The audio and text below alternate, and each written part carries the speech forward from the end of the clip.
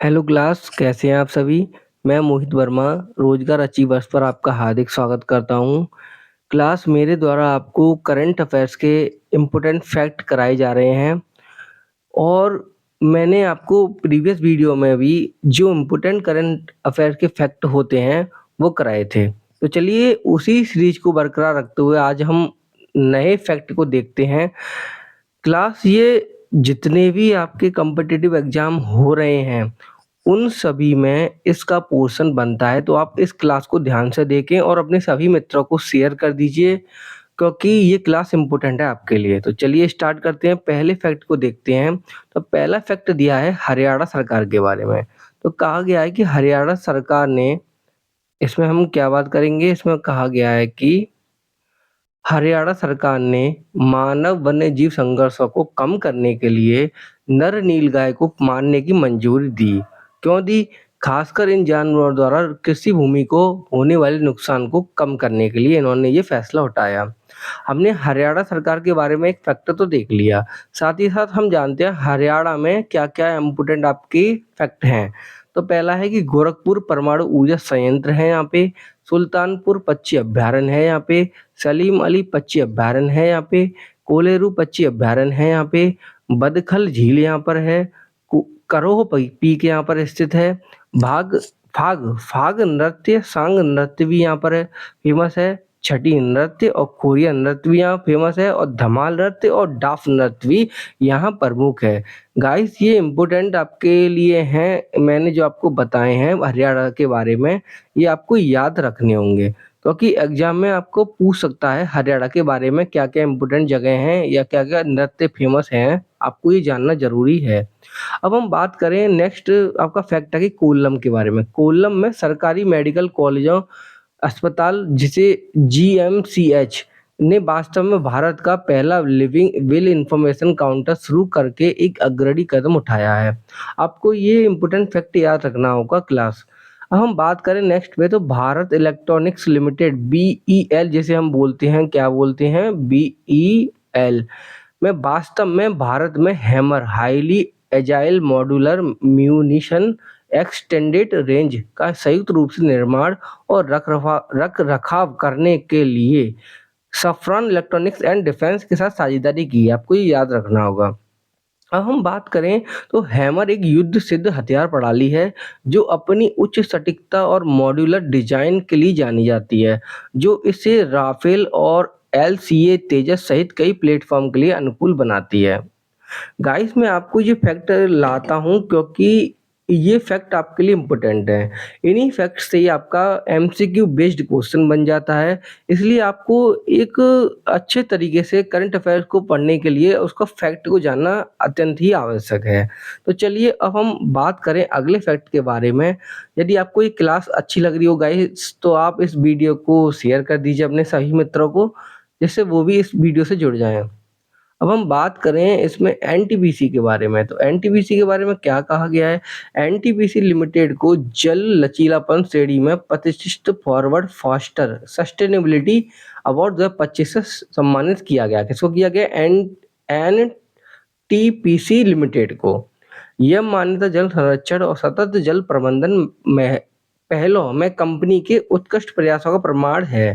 पहलों में नेक्स्ट है कि भारत में वास्तव में चरम मौसम की घटनाओं से प्रभावित शीर्ष देशों में शुमार है। जलवायु जोखिम सूचकांक सीआरआई 2025 के अनुसार भारत 1993 और 2023 के बीच चरम मौसम घटनाओं से सबसे अधिक प्रभावित शीर्ष 10 देशों में 6वें स्थान पर है। आपको ये याद रखना होगा क्लास, क्योंकि ये इम्पोर्टेंट मैं आपको कराने जा रहा हूँ फैक्ट। ये सभी इम्पोर्टेंट है क्योंकि मैं वही फैक्ट आपके लिए लेकर आता हूँ जो ऑथेंटिक हों, आपके एग्जाम में पूछे जाते हों। अब हम बात करें गाइस इसमें, नेक्स्ट चलते हैं, तो नेक्स्ट ये दिया है इसमें भारतीय प्रौद्योगिकी संस्थान जैसे आईआईटी कानपुर ने नाबार्ड के सहयोग से सौर निर्जलीकरण तकनीक विकसित की। यह तकनीक किसानों को अपनी उपज को संरक्षित करने और कटाई के बाद होने वाले नुकसान को कम करने में मदद करती है, आपको याद रखना होगा। नेक्स्ट है कि भारत में ग्रामीण विकास मंत्रालय द्वारा शहरी बस्तियों का राष्ट्रीय भू-स्थानिक ज्ञान पर आधारित भूमि सर्वेक्षण नक्शा पहल शुरू की गई है। क्या शुरू किया गया है? भूमि सर्वेक्षण नक्शा पहल। भारत में ग्रामीण विकास मंत्रालय द्वारा 2024-25 के बजट में घोषित नक्शा का उद्देश्य रिकॉर्ड कीपिंग को मानकीकृत करना, प्रक्रियाओं को सरल बनाना, भूमि लेन-देनों में पारदर्शिता लाना, ये प्रमुख उद्देश्य है। इसमें आपको ये याद रखना होगा। अब हम इसी के साथ नेक्स्ट पर चलें तो नेक्स्ट इसका जो फैक्ट क्या दिया गया है हम ये देखते हैं। लास्ट तो इसमें ये है कि आंध्र प्रदेश के एएसआर अल्लूरी सीताराम राजू ने जिले में स्थित 2 दूर दराज के आदिवासी बस्तियों बुरीगा और चाइना कोनेला ने पहली बार बिजली मिलने के बाद अंधेरे से मुक्ति की जश्न मनाया। किसने? आदिवासी बस्तियों ने, बुरीगा और चाइना कोनेला ने। आपको याद रखना होगा, ये इंपॉर्टेंट फैक्ट हो सकता है आपके एग्जाम के लिए। अब हम साथ ही साथ आंध्र प्रदेश के बारे में जानते हैं तो मुख्यमंत्री कौन है? चंद्रबाबू नायडू। राज्यपाल कौन है? एस अब्दुल नजीर। वेंकटेश्वर मंदिर है। श्री ब्रह्म रम्मा मल्लिकार्जुन मंदिर है। नागार्जुन सागर श्रीशैलम टाइगर रिजर्व भी है। कोरिंगा वन्यजीव अभयारण्य है। पुलकित झील वन्यजीव अभयारण्य है और पुलकित झील वन्यजीव अभयारण्य है और कोलेरू झील भी है। राजीव गांधी रामेश्वर राष्ट्रीय उद्यान भी यहाँ पे स्थित है।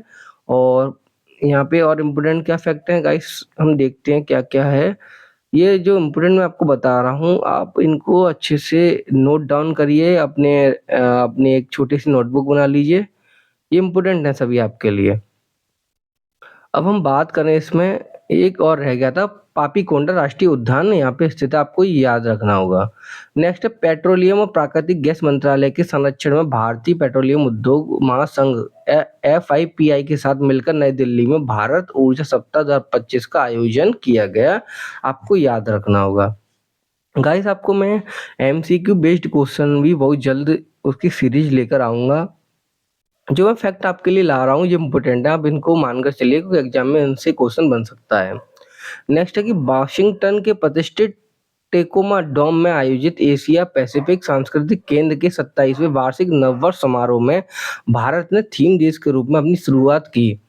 यह मील का पत्थर कार्यक्रम पहली बार था जब वॉशिंगटन राज्य में एशिया प्रशांत सांस्कृतिक केंद्र के संचालन के लगभग 2 दशकों में भारत को थीम देश के रूप में प्रदर्शित किया गया था, आपको ये याद रखना होगा। नेक्स्ट है कि 17वां ब्रिक्स शिखर सम्मेलन 6 से 7 जुलाई 2025 को होगा ये। तो इसमें क्या क्या आ गया है कि 6 से 7 जुलाई 2025 को ब्राजील के रियो डी जेनेरियो में होगा। मैंने बोला ना होगा। शिखर सम्मेलन में ब्रिक्स देशों और चयनित आमंत्रित देशों के नेता महत्वपूर्ण वैश्विक शासन सुधारों और सहयोग पर चर्चा करने के लिए एक साथ नजर आएंगे। ब्राजील के कहाँ होगा? रियो डी जेनेरियो में, आपको ये याद रखना होगा क्योंकि क्वेश्चन एग्जाम में पूछा जा सकता है कहाँ पर होगा, तो आपको याद रखना ब्राजील के रियो डी जेनेरियो में। अब इसी के साथ हम नेक्स्ट फैक्ट पर चलें क्लास, तो इसमें क्या है? इसमें यह है कि भारत तिब्बत सीमा क्षेत्र में आने वाले पर्यटकों की आसान पहुंच की सुविधा के लिए उत्तराखंड के चमोली में digital inner line permit system शुरू किया गया है। इसमें यह ऑनलाइन प्रणाली पर्यटकों को डिजिटल रूप से इनर लाइन परमिट ILP प्राप्त करने में सक्षम बनाएगी। अब हम उत्तराखंड के बारे में जाने तो उत्तराखंड के CM कौन है? पुष्कर सिंह धामी, आपको याद रखना है। राज्यपाल गुरमीत सिंह। आसन कंजर्वेशन रिजर्व भी है। देश का पहला मॉस गार्डन स्थित है यहाँ पे। देश का पहला पॉलिनेटर पार्क भी स्थित है यहाँ पे। एकीकृत आदर्श कृषि ग्राम योजना स्थित है यहाँ पे। राजाजी टाइगर रिजर्व यहाँ स्थित है और जिम कार्बेट नेशनल पार्क यहाँ स्थित है, आपको याद रखना होगा क्लास। इम्पोर्टेंट ये आपके लिए फैक्ट हैं आपके एग्जाम के लिए। अब हम इसी के साथ नेक्स्ट पर चलें तो क्लास इसमें नेक्स्ट क्या दिया है? नेक्स्ट इसमें ये दिया है कि असम सरकार ने हाल ही में मोरीगांव जिले में 569 बीघा भूमि पर एक बड़े औद्योगिक पार्क परियोजना को मंजूरी दी। साथ ही असम एकीकृत स्वच्छ ऊर्जा नीति 2025 को भी मंजूरी दी है, जिसका उद्देश्य सौर, पवन, जल विद्युत, हाइड्रोजन ऊर्जा जैसे नवीनीकरण ऊर्जा स्रोतों को महत्वपूर्ण रूप से बढ़ावा देना है, आपको ये याद रखना होगा।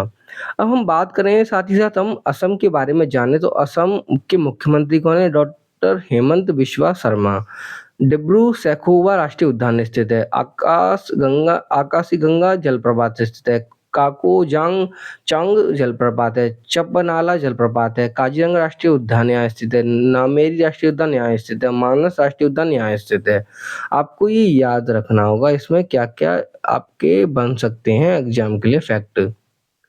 ये जो जितने भी मैं फैक्ट लाया हूँ क्लास मैं आपके लिए वही फैक्ट लाया हूँ जो आपके एग्जाम में पूछे जाएँ और मैंने ये फैक्ट आपके विभिन्न स्रोत से उठाए हैं। सोर्स आपको मान सकते हैं सीधा हिंदू हो गया या ऑथेंटिक आपके जो जितने भी आपके न्यूज़पेपर आते हैं वहाँ से मैंने फैक्ट लिए हैं और आपके लिए सभी इम्पोर्टेंट हैं।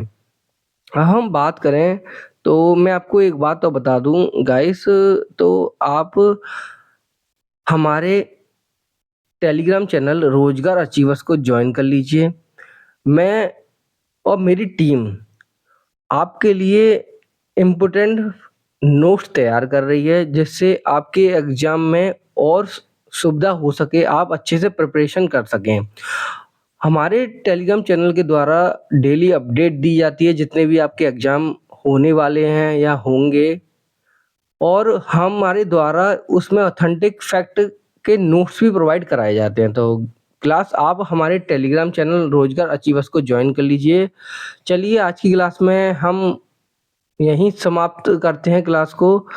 क्लास आगे हम और मेरे द्वारा आपको इम्पोर्टेंट जो फैक्ट बनेगा करंट अफेयर से संबंधित मैं उनको लेकर आऊँगा और जो भी आपके लिए इम्पोर्टेंट हो सकेगा आपके एग्जाम में मैं अपना जितना सहयोग दे सकूँगा मैं दूँगा और आपको ये क्लास अच्छी लगी हो तो कमेंट में 2 शब्द ज़रूर कहें। क्लास आपका एक-एक कमेंट हमको मोटिवेट करता है हमारी टीम को। तो चलिए आज की वीडियो को समाप्त करते हैं। जय Shri Shyam and thank you दोस्तों।